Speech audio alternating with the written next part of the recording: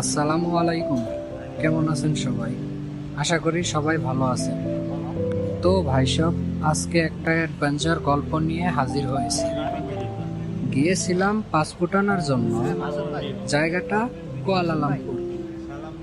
শুনতে যতটা সোজা লাগে, বাস্তবে কিন্তু ততটা ঝামেলার ছিল।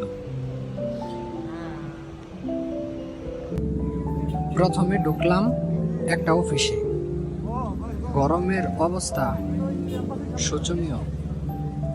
চারপাশে মানুষ আর মানুষ, মাথার ঘাম পায়ে ফেলতে ফেলতে কোনো মতে জমা দিলাম পাসপোর্টের সব ডকুমেন্ট।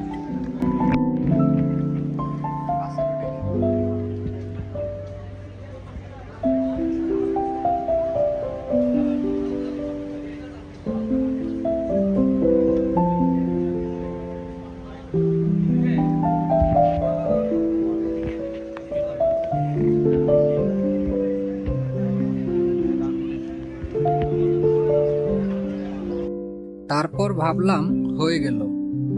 না ভাই, নাটক তো তখনও বাকি। ওই অফিসের লোক আরেকটা অফিসে যেতে বলল।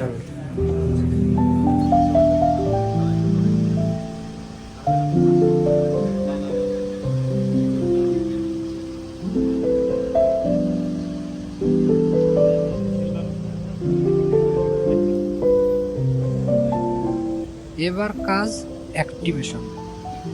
মানে বুঝলে, পাসপোর্ট তো হাতে পেয়েছি, কিন্তু ততক্ষণে সেটা ঘুমন্ত মোডে ছিল।